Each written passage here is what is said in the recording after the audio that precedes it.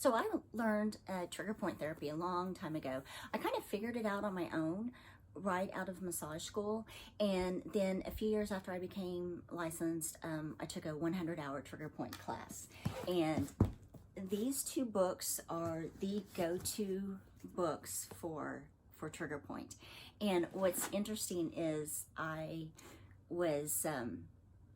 got a massage a few months ago from a therapist, and I saw these books on his shelf, and he had only been a therapist for about 7 years. So these books are still really relevant. They're the ones that are used for trigger point, and it's called the Myofascial Pain and Dysfunction, the Trigger Point Manual.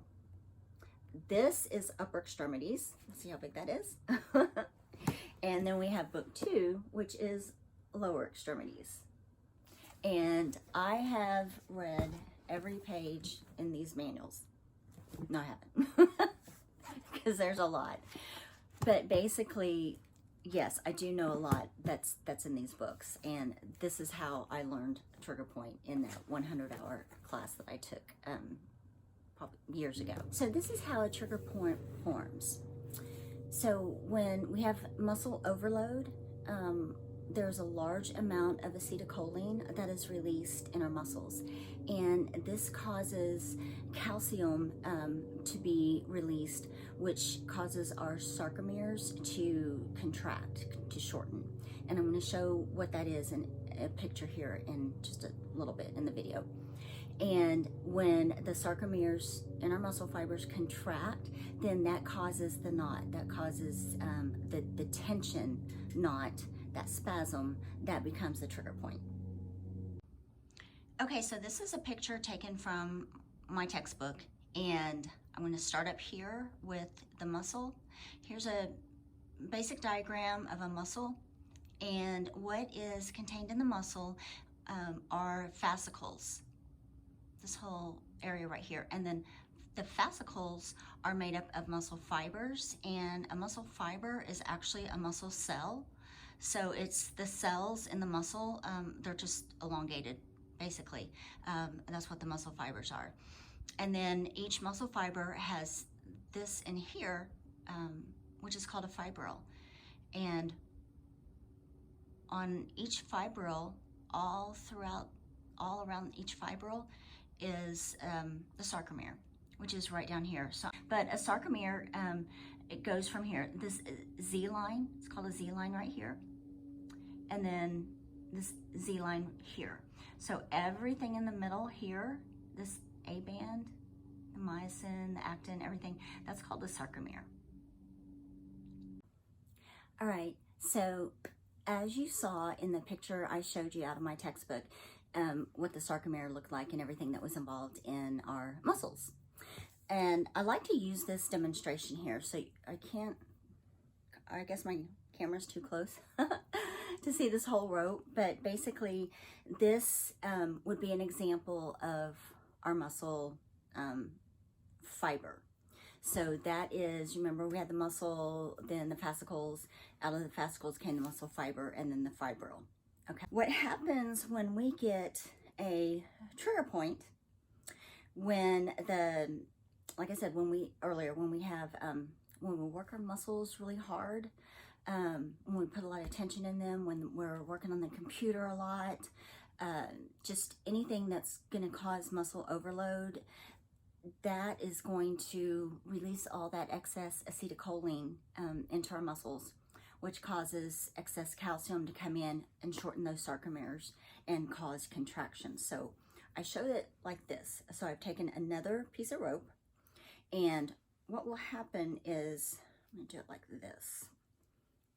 This is the same length as the other piece of rope I had.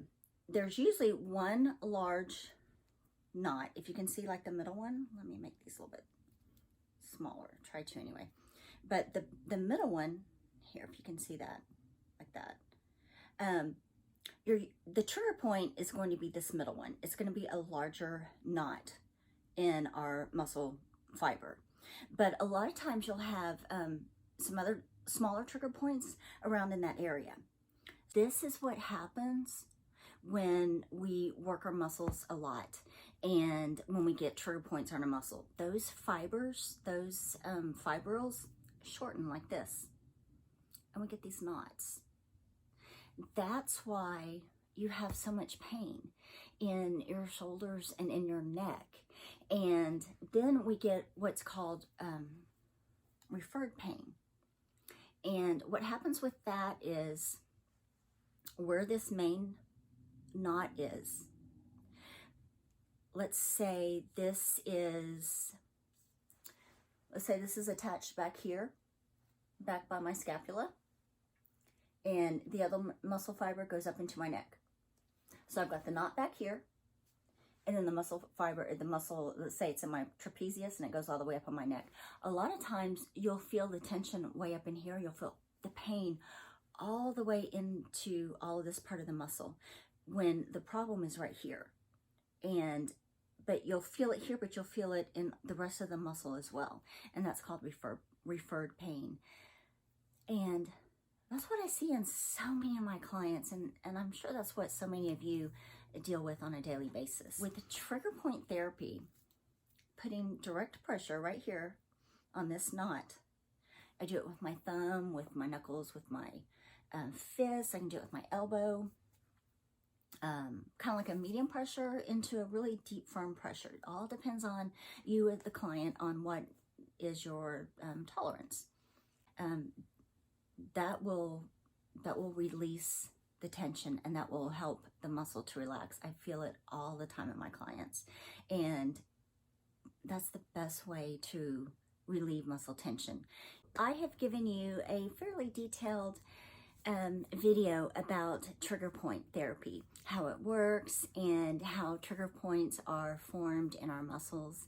And I would say this is one of the best ways to release muscle tension in our body. And something that I like to add also, and I'm sure a lot of people have seen these are really popular right now, are these massage guns. And I use this a lot when I'm doing trigger point, and they work so good together to really release that tension. Thank you so much for watching. I will have more videos up soon, and have a great day.